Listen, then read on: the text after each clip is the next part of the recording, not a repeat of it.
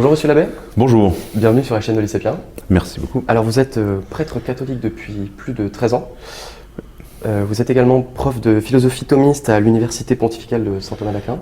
Tout à fait. Et vous êtes également sur Instagram, avec un compte qui cumule à peu près 14 000 abonnés. Ma première question sera, d'un point de vue catholique, qu'est-ce que l'engagement ? Qu'est-ce que l'engagement ? Qu'est-ce que l'engagement ? Je dirais d'un point de vue catholique, il faut revenir au fondement. C'est-à-dire que l'engagement du catholique, c'est de viser le ciel, et donc c'est de viser l'éternité. Ensuite, il y a plein de chemins pour y arriver. Mais effectivement, dans la vie, il faut savoir s'engager, c'est-à-dire déjà pour sa propre vie, cheminer vers le ciel, donc par le baptême, par les sacrements, par la grâce, par la prière, et puis ensuite essayer de transposer ça dans la société, dans la vie civile, pour établir le christianisme, c'est-à-dire pour faire régner Jésus-Christ non seulement sur son cœur en particulier, mais sur ceux qui nous sont confiés, et puis même dans la société. Et donc l'engagement consiste à faire régner Jésus-Christ aussi bien donc sur soi-même que dans sa famille, dans son école, dans son université, dans son lieu de travail, etc. Alors chacun a sa portée, chacun a sa façon, mais je pense que c'est ça le premier engagement, à l'image des apôtres envoyés par Jésus-Christ, aller à travers le monde et prêcher et baptiser au nom du Père, du Fils et du Saint-Esprit. Est-ce que, selon vous, disposer d'une colonne vertébrale philosophique permet un engagement plus profond, plus sincère ? Je dirais non seulement que ça le permet, mais que c'est tout à fait indispensable. Et parce que celui qui prétendrait agir en chrétien sans philosophie, en fait, sans le savoir, inconsciemment, il défendrait un point de vue philosophique, à savoir que la foi est irrationnelle, que la foi ne repose pas sur des fondements rationnels. Et ça, c'est déjà une prise de position, qui est très moderne d'ailleurs, et alors qu'au contraire, la doctrine de l'Église, c'est que pour dire, comme dit saint Thomas d'Aquin, le Dieu qui a créé la nature, et donc qui a créé notre intelligence, est le même Dieu que celui qui parle en Jésus-Christ dans la révélation. Et donc il ne peut pas y avoir de contradiction entre ce qui vient de Dieu par la révélation et ce qui vient de Dieu dans notre nature, dans notre intelligence. Et donc notre intelligence, évidemment, est faite pour comprendre ce qui lui est accessible, et puis pour être éclairé ensuite par la révélation. Donc il y a une cohérence, il faut qu'il y ait une cohérence entre la raison, donc la structure philosophique de l'être humain, des hommes et même de la société, et puis la révélation qui vient compléter, qui vient parfaire, qui vient surélever ce génie philosophique de l'homme. Alors là, on a déjà parlé de saint Thomas d'Aquin, mais c'est le meilleur exemple, c'est-à-dire que saint Thomas d'Aquin finalement ne fait que reprendre Aristote, la philosophie d'Aristote et sa perfection, pour la surélever et montrer que finalement les conclusions d'Aristote sont cohérentes avec les enseignements de la foi. En parlant du coup de cet engagement, on aimerait bien revenir sur le phénomène de conversion chez les jeunes qu'on voit ces dernières années. À Pâques dernier, par exemple, il y avait 3639 adultes qui se faisaient baptiser. Les trois quarts avaient entre 18 et 40 ans. On voit une augmentation visible de conversion chez les jeunes. Est-ce que vous pensez que ce phénomène est lié à la montée des idées progressistes aujourd'hui dans le monde occidental ? Alors, de fait, il y a, et moi je le constate par exemple, vous avez parlé des réseaux sociaux, il y a véritablement chez les jeunes une soif de connaître la foi chrétienne, de la découvrir ou de la redécouvrir, après, disons, la parenthèse mai 68. Je suis en contact avec beaucoup de jeunes qui me contactent sur les réseaux sociaux en disant je veux retrouver la foi, je veux trouver la foi de mes ancêtres, de mon pays. Ils identifient leur attachement à la France avec un attachement à la foi catholique, et surtout ils ressentent un espèce de manque intérieur, une espèce de vide et un besoin de transcendance. Et ce qui est tout à fait marquant et même très intéressant sociologiquement, c'est que souvent ces jeunes n'ont pas leurs parents ne sont pas chrétiens, leurs parents ont abandonné la foi catholique. Et donc, c'est pour ça que je parle de parenthèse de mai 68, parenthèse progressiste, parce que les nouvelles générations, finalement, veulent retourner en deçà de la déconstruction caractéristique de la pensée, de la postmodernité.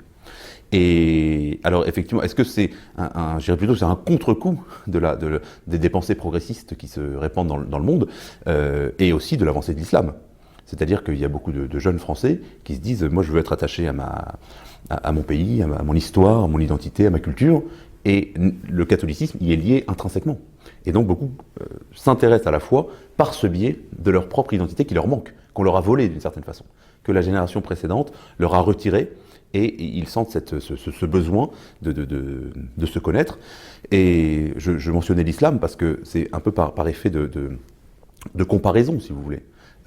Un musulman aujourd'hui, il sait d'où il vient, il sait ce en quoi il croit, il assume un attachement à la transcendance, à la religion évidemment, et nous occidentaux malheureusement, ou les jeunes occidentaux malheureusement, on leur a volé cet attachement qui est à la fois personnel, spirituel et culturel.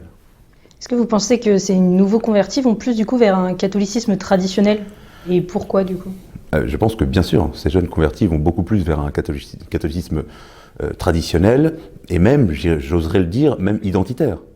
Et malheureusement, je pense que l'Église, dans sa structure actuelle, est très peu réceptive à ce besoin et à ce besoin du peuple de Dieu finalement, ce désir des jeunes générations.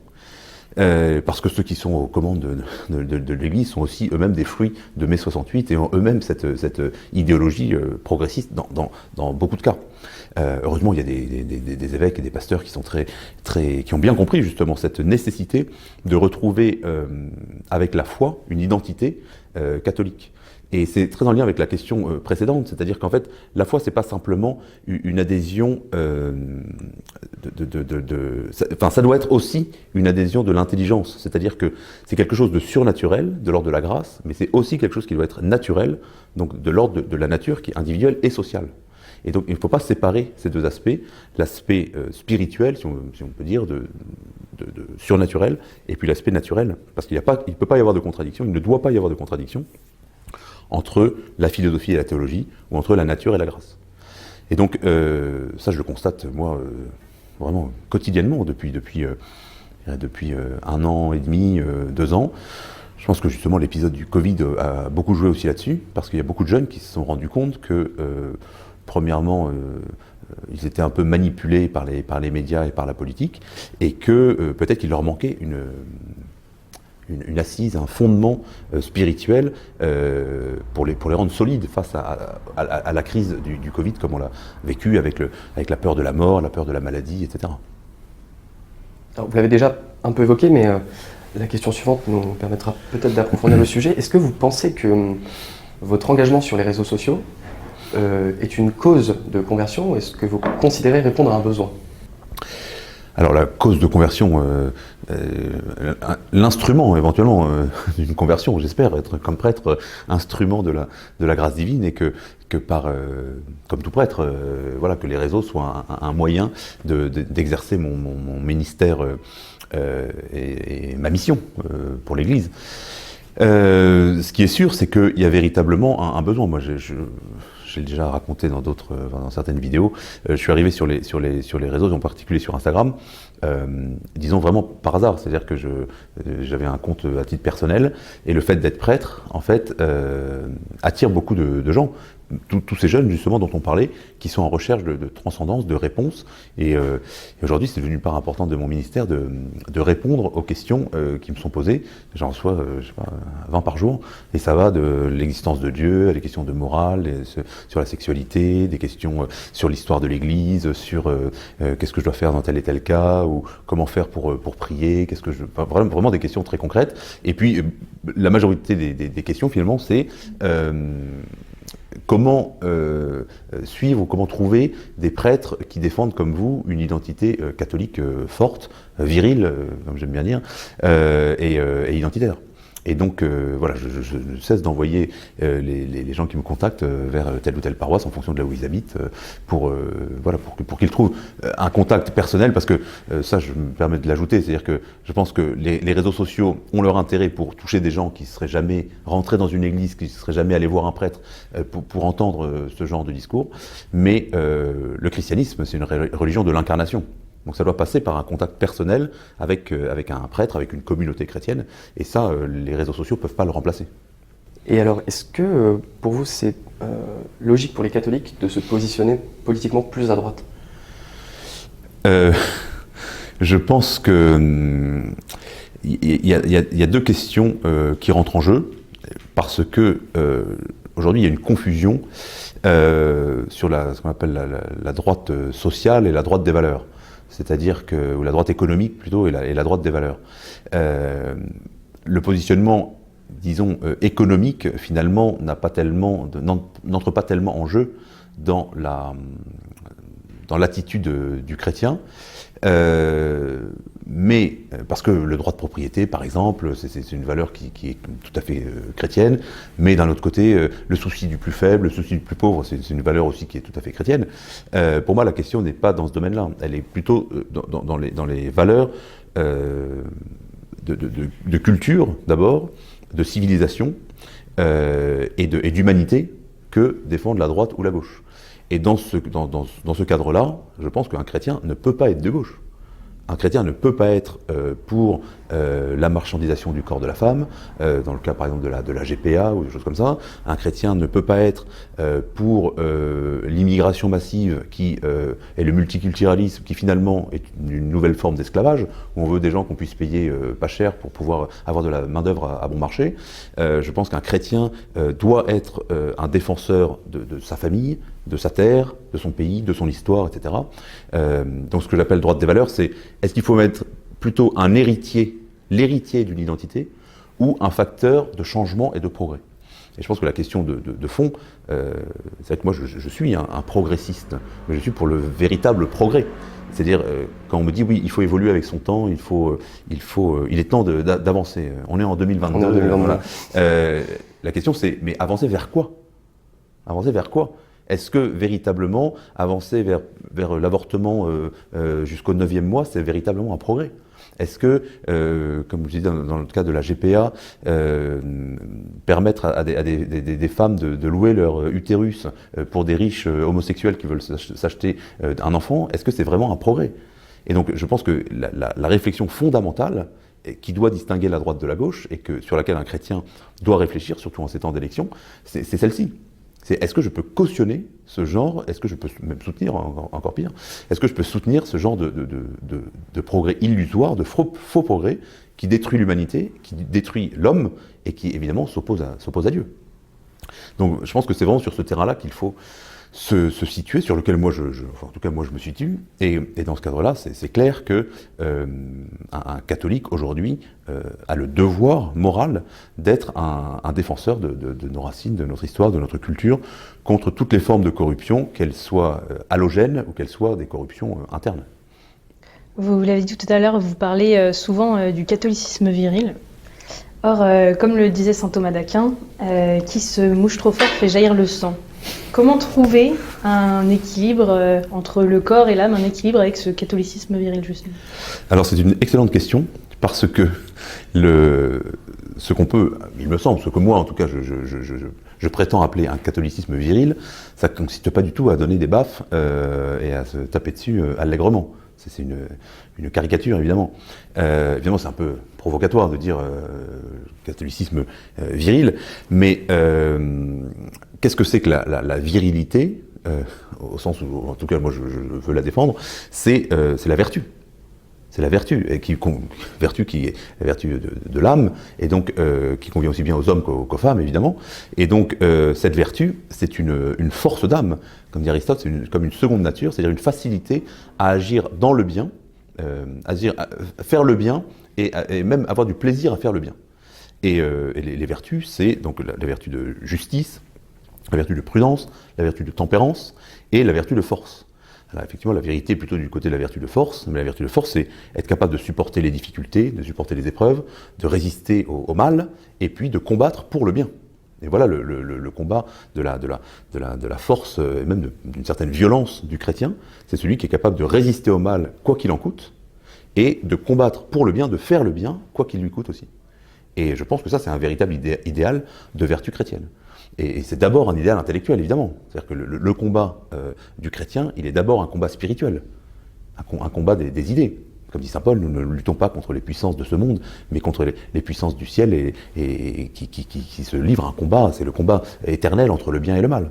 Et donc voilà la virilité à laquelle tout chrétien est appelé. Comme dit saint Paul, encore une fois, j'ai combattu le bon combat. Il y a vraiment une notion de combat spirituel qui est très présente dans toute l'histoire de la foi catholique et qui n'a rien à voir avec cette espèce de fausse vertu de tolérance qu'on nous resserre à toutes les sauces et dont on a l'impression qu'elle est devenue l'unique et la principale vertu du chrétien.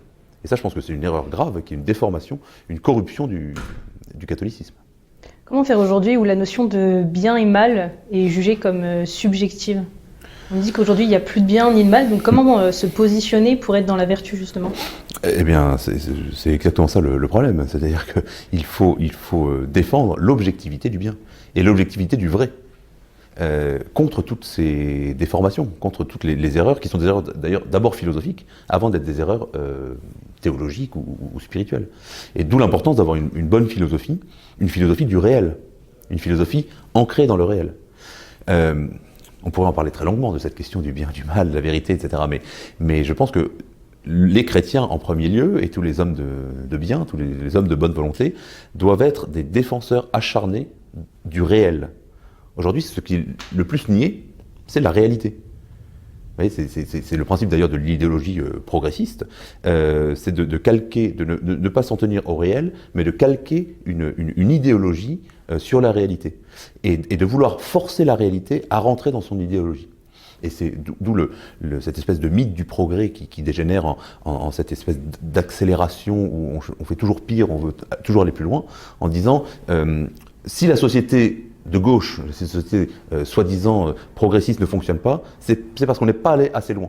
Et donc il faut forcer le réel à changer en allant toujours de plus en plus loin et on arrive au délire du progressisme avec ses contradictions internes, avec ces luttes absurdes de cancel culture, le wokisme, etc. Toutes ces choses et puis les délires moraux dont on parlait tout à l'heure.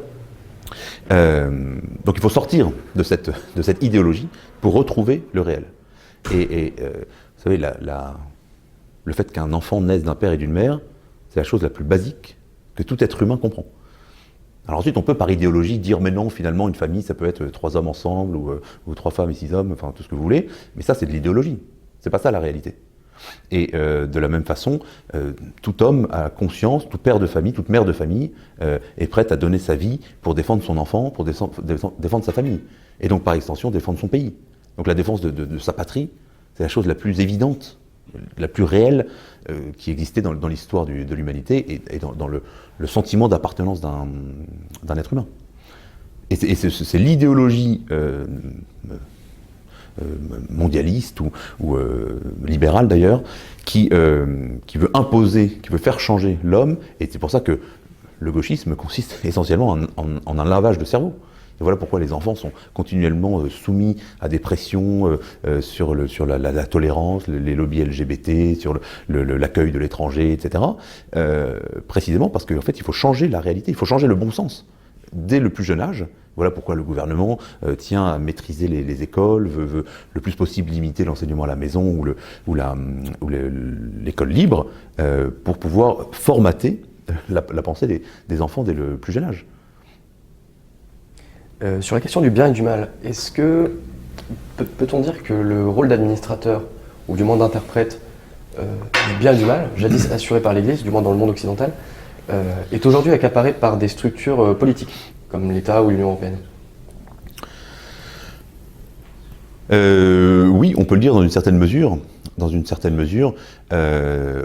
où, comme je viens de le dire, on nous impose une structure de pensée. Il y a eu récemment un scandale pour je sais plus si c'était une publicité financée par le Parlement européen, où on voit une femme voilée oui, ou alors... mais je serais plus large, c'est-à-dire qu'il y a les structures ou les administrations qui sont porteuses de ces idéologies progressistes, et puis ensuite il y a tous les intérêts économiques qui vont avec ces structures progressistes. Parce que je pense que ce à quoi il faut revenir toujours, je vous conseille, sans doute vous avez lu l'œuvre de Jean-Claude Michéa, qui est essentiel pour comprendre la société contemporaine, à savoir qu'il explique, enfin, il le dit bien mieux que moi, mais donc je vous invite à lire ses ouvrages, mais que finalement le progressisme de gauche est simplement l'autre face du libéralisme de droite. Il dit la société libertaire que propose la gauche n'est qu'un autre aspect de la société libérale économique proposée par la droite. C'est-à-dire que la droite libérale et les grandes entreprises capitalistes ont besoin de cette idéologie pseudo-sociale de gauche pour avoir du matériau humain à exploiter et à rentabiliser. Et inversement, la mentalité du progrès, enfin du soi-disant progrès libertaire, a besoin du soutien des compagnies, des grands groupes, etc., et de la structure du marché. Et donc, oui, je citais cet exemple d'une publicité financée par le Parlement européen. Mais on trouve la même chose dans les publicités des grands groupes depuis longtemps. Je ne sais pas, Benetton par exemple s'illustrait en mettant en imposant justement des mythes racialistes finalement. Une campagne qui avait beaucoup choqué. Des campagnes, bon, alors ils étaient spécialisés effectivement dans le fait de choquer. Mais aujourd'hui, il n'y a pas un film, une série, une publicité où vous n'avez pas des éléments de la diversité, etc. Où il y a cette volonté d'imposer l'idée de la multiculture. Alors moi, je n'ai absolument rien contre tel ou tel immigré. Je dis en connaissance de cause, puisque ma mère n'est pas française, ma mère est mexicaine. Elle a immigré du Mexique dans les années 70. Elle est très fière d'être mexicaine, mais elle s'identifie comme française. On est tous français, en tant que née en France, etc. Et je pense qu'elle mettrait beaucoup de Français au défi parce qu'elle s'y connaît bien mieux que beaucoup en histoire, en culture française et en langue française aussi d'ailleurs. Mais donc, le problème n'est pas, pour préciser ma pensée, le problème n'est pas les personnes immigrées, mais le problème c'est l'idéologie de la migration qui vise à détruire notre culture, notre civilisation, et qu'il est de notre devoir, comme on l'a dit tout à l'heure, de défendre. Vous prenez un certain rejet du conformisme moderne, de l'idéologie du temps courant, mais finalement ne se conforme-t-on pas toujours à quelque chose ? Et deuxièmement, quelle différence faites-vous entre un dogme et une idéologie ? Alors, c'est vrai que j'ai été plusieurs fois assez choqué parce que la moindre critique de la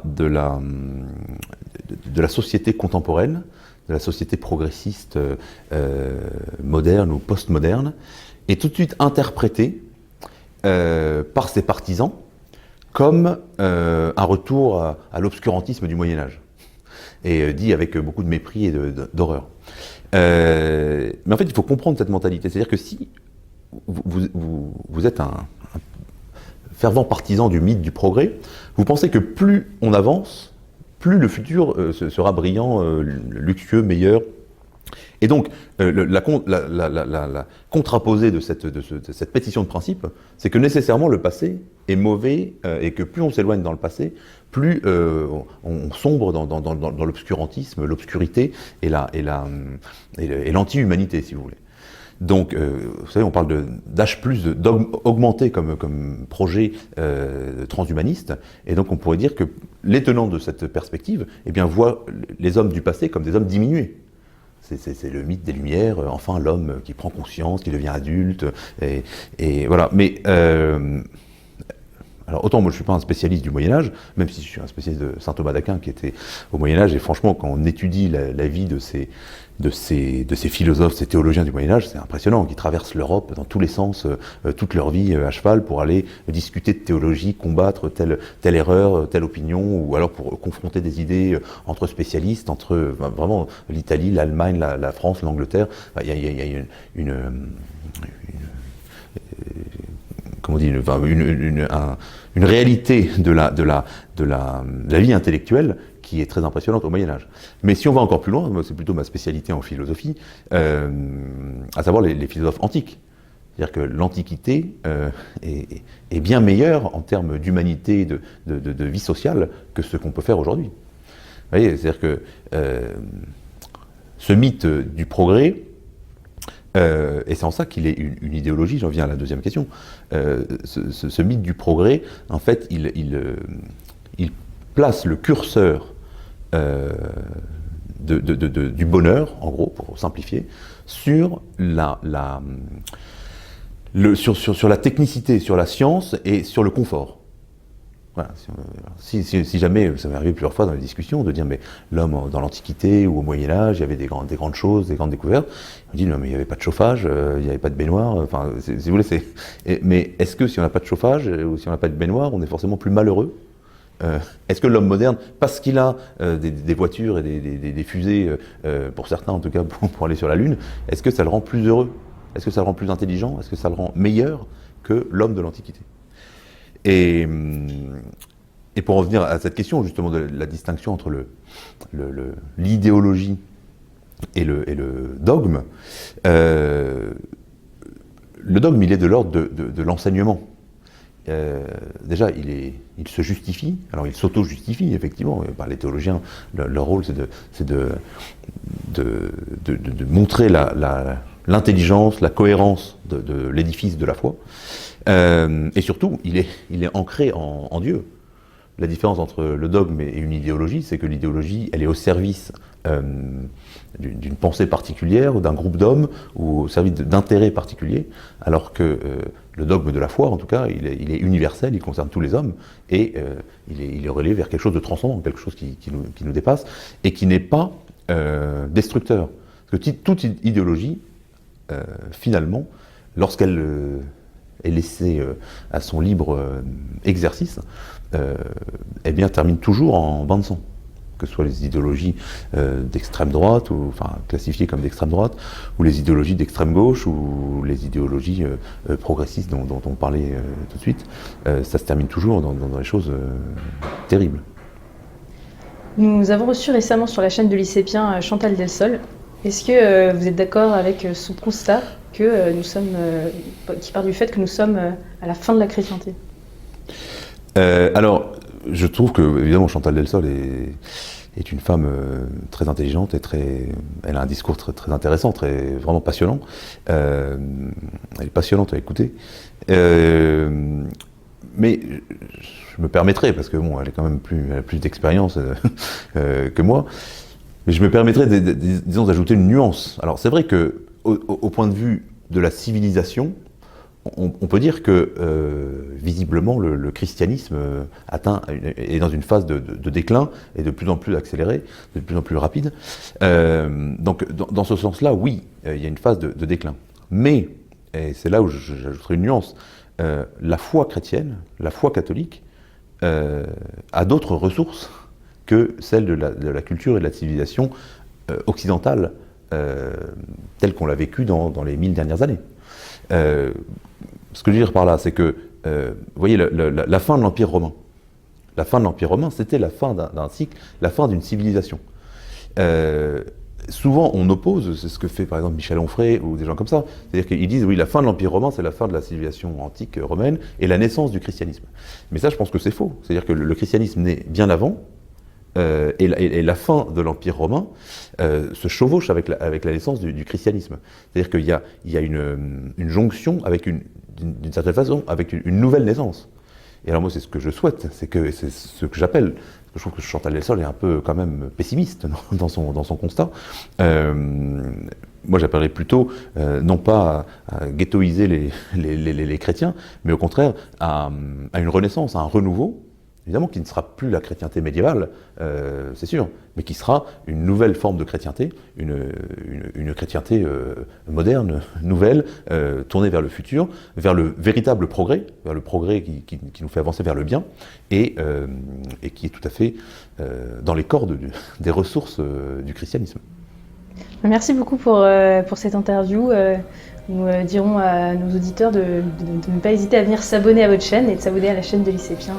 Merci pour vos réponses. Merci à vous, merci de votre invitation. Avec plaisir.